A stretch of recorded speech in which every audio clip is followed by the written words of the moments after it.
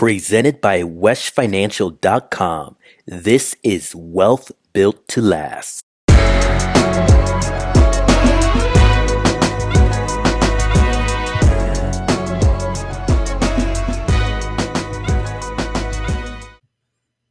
everyone, Marlon Wesh here with Wesh Financial, and welcome to another episode of our show.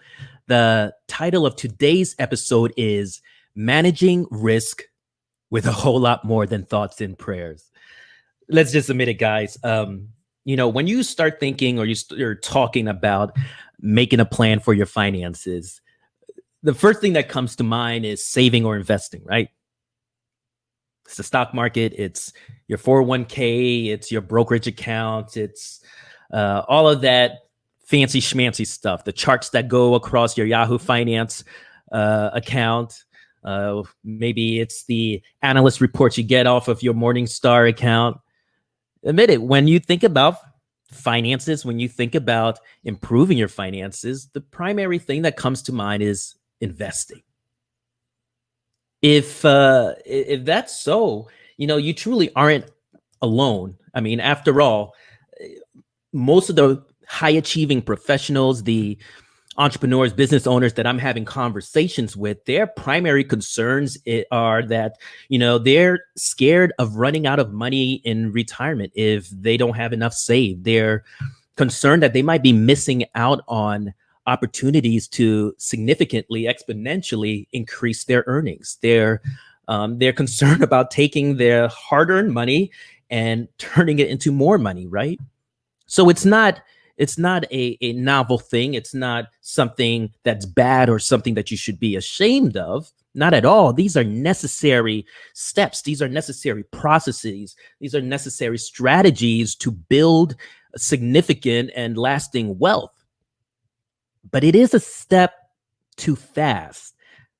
The number one reason why finances go awry, besides the fact that staying in the dark about your finances are the number one way to fail at it.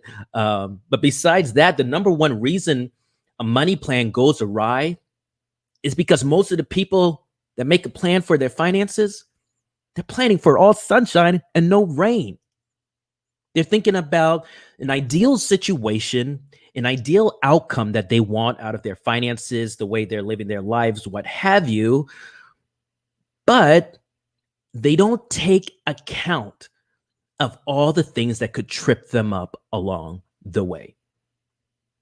When you think about it, the broadest goal of wealth planning, right? The overarching picture, the overarching conversation that's carried throughout every step is that you're trying to leverage your income of your working years to break your dependency on that same income in your retirement years. Does that make sense?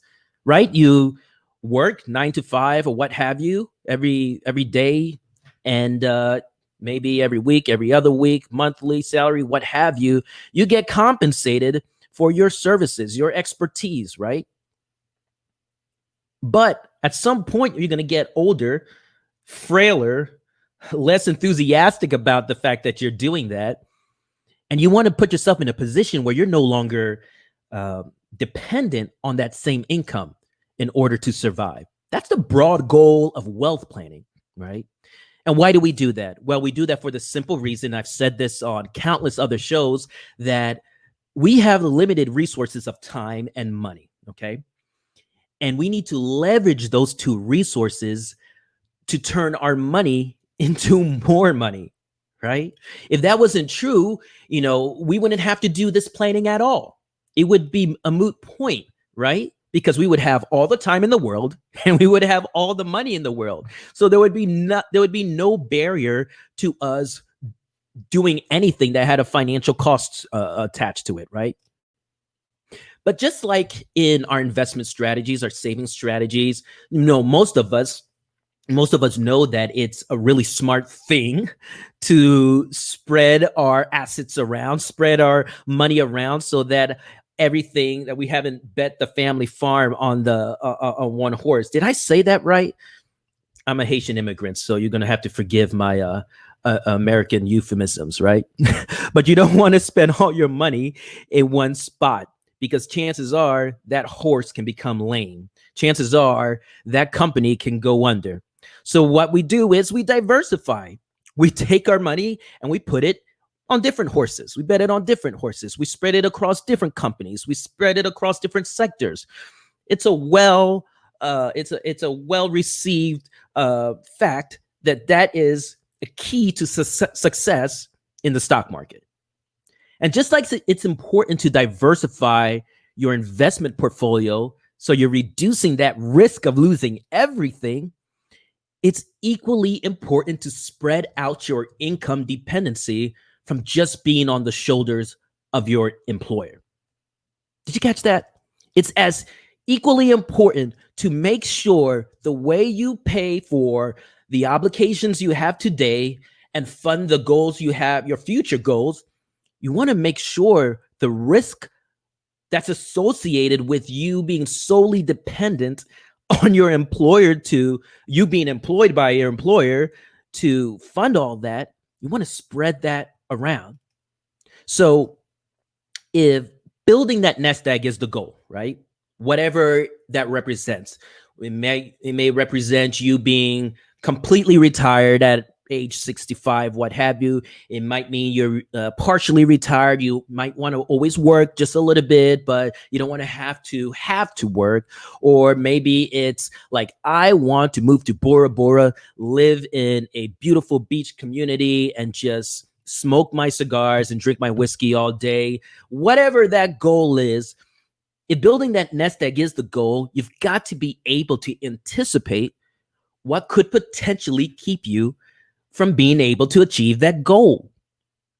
That is where wealth planning comes into play. So let's talk about it, right? What are a couple things that would keep you from achieving those goals? Well, what comes to mind for me is not having saved enough, or your money losing its value due to inflation, right? What do we do to combat that? Well, we want to make sure that our investments in the stock market, the returns outperform inflation and supports our retirement cash goals. Whatever that big number at the end of the day is needed, we have to make sure that our strategy gets us there. It's not good enough to just put money away and say, "Oh, I'm saving." So what? How much are you putting away? Is it enough to support that goal, whatever your nest egg goal is? Another thing that would keep you from achieving that would be not keeping what you've earned, whether it's due to investment fees or taxes that are outrageously punitive, right? So you want to make sure your investment strategies, one, don't penalize you with unnecessarily high fees or leave you catastrophically exposed to punitive tax liabilities. That's one way that we combat that problem, right? Another gap, another challenge, another stepping stone that could potentially keep you from realizing your goal of that nest egg would be being unable to generate enough income in your wealth accumulation phase due to a debilitating injury or premature death, right? So what you need is a plan that protects your income where it's vulnerable. What am I talking about? I'm talking about strategies from a fully funded emergency fund to disability and life insurance. I mean, think about it. A lot of us have started saving at some point in time in our life, and we've been derailed by something, and that something is called life. It may have been a situation with the car. It may have been with a medical illness. It may have been with an unexpected housing issue, unexpected unemployment. Whatever it is, many of us have had plans to save. We've actively begun to save. And somewhere along the line, we've had to take from our savings in a way that hurt our future goals. right? And it sucks, and it's demoralizing, and it's frustrating, and it makes us feel that we just can't win. A very common tool that we now know, if you've been following me for a while, that we now know is important for us to have is an emergency fund. I've told you stories about how my emergency fund saved my butt in many situations where it was less than ideal. You know, when we talk about emergency funds, we talk about wanting to have anywhere between 3 to 6 months, ideally 3 to 6 months of living expenses covered in cash so you can reach it easily. And when I think about life insurance, when I think about disability insurance, I like to put them into three categories. I like to think that they provide support for growth, preservation, and transference of wealth. Life and disability insurance, I like to think as the emergency fund that doesn't make sense for you to save for.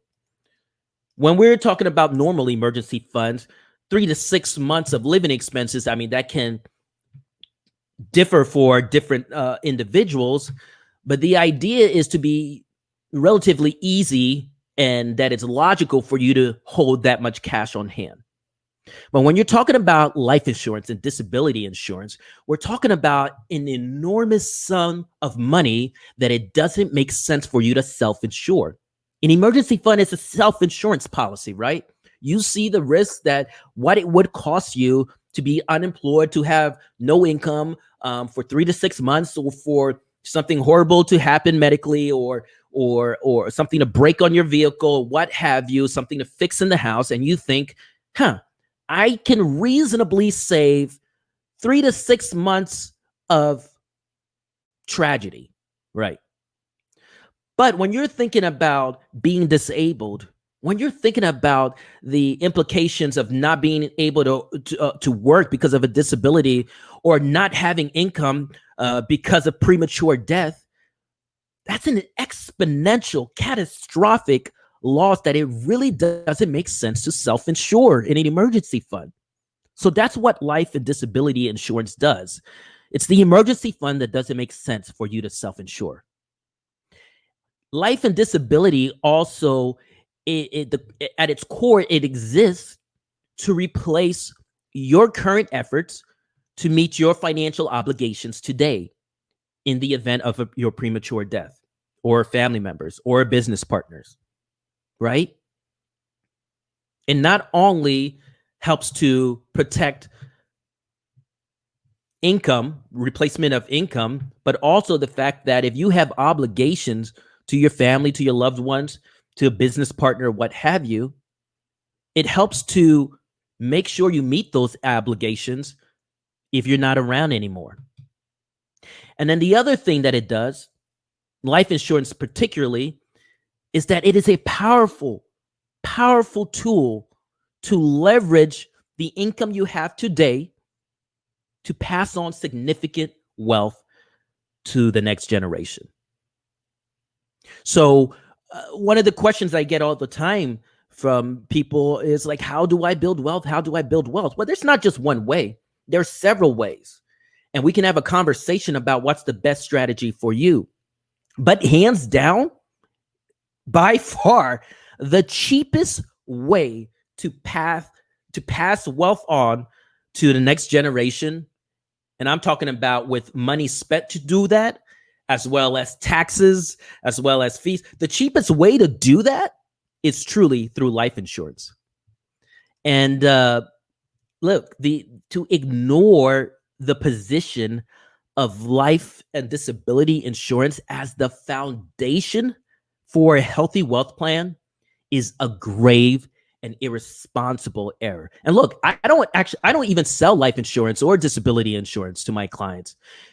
When I recommend my clients to go ahead and get a policy to protect themselves, I've got to recommend them to somebody else who will get paid for giving them that policy. But it's so important that the foundation is set. The worst thing in the world, right, would be for you to have spent so much time and money and effort dutifully contributing to your 401k, investing in your brokerage account, putting money aside, dutifully doing that. And then what happens is you lose your ability to earn money if you're alive, or your life is prematurely cut short and your family is no longer taken care of. And then they have to go into that. So you would have wasted all that effort because now your family members has to deplete that 401k, that IRA, deplete the savings, the cash savings just to survive, and then also have no retirement and no cushion for themselves.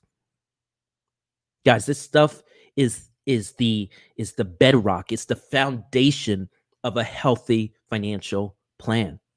It's not sexy, but it works, and it's the right thing to do.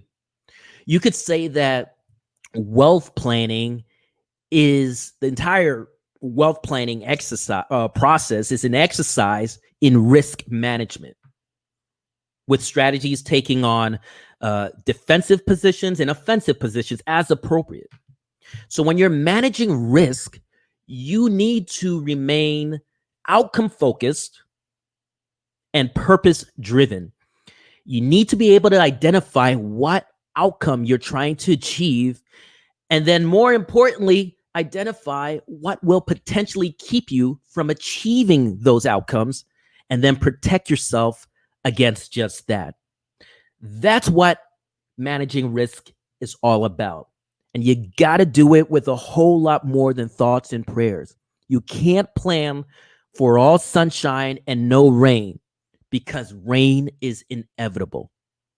Rain is inevitable, whether it comes in the form of a broken car, whether it comes in the form of surprise unemployment, whether it comes in the form of an unexpected medical expense, whether it comes in the form of a premature death. Rain comes, but you certainly can have an umbrella to protect yourself from the storm. And that's what it's all about. Make sure before you venture out fearlessly, boldly, aggressively going after your financial goals, aggressively saving, aggressively funding your children's educations, funding your retirement, doing all the things that will set you up in the position to win. Before you do that, make sure you have an umbrella as you go out into the storm, or else you'll get drenched, and worse, you'll drown. So those are just some thoughts that you want to make sure that as you're creating your financial strategy, that you're cognizant of. And if you're cognizant of that and you put into practice the things that we've talked about today and on all the other shows, you will put together a plan that is a one-stop solution to managing your wealth. It's a coordinated strategy, and you will get to a point where you can just look at yourself in the mirror and be proud of this person that created an amazing type of life, not only for themselves, for their family, their loved ones, charitable organizations. If you're philanthropically inclined, you'll know that as you enjoy what you've built because you've worked hard, you'll know that you've not endangered your family's livelihood because you took a vacation. You'll feel invigorated by the fact that you finally understand how money works, and now it's working for you. And you'll be overtaken with this sense of complete gratitude that you have a step-by-step plan to break through the ceiling that is your income, to create that nest egg that you need to live, to retire when you want, and enjoy a level of income security that just is beyond what you could have ever imagined before. If that's what you want, and if you're concerned that you perhaps aren't able to do that on your own, I want to invite you to reach out to us at myfamilymoneyplan.com/talk. It's a free breakthrough call that I offer to my listeners, to my viewers, and on the call, we really just dig deep into what your desired outcomes are, and we identify what's keeping you from getting there. And then we work with you to close the gap, help you miss some of those missteps that could completely derail your strategy and your plan. If that's what you want, reach out to me, myfamilymoneyplan.com/talk. And I'm happy to spend 45 minutes to an hour on the phone with you and help you achieve those outcomes that you so desperately want. That's it for today. Until next time, keep living the life that you want to live and live it on your own terms. I'll talk to you later. Bye, guys. If you're enjoying our show, follow West Financial on our social channels, and don't forget to like, subscribe, and share. And as always, our breakthrough sessions are completely free, so schedule yours today at myfamilymoneyplan.com/talk.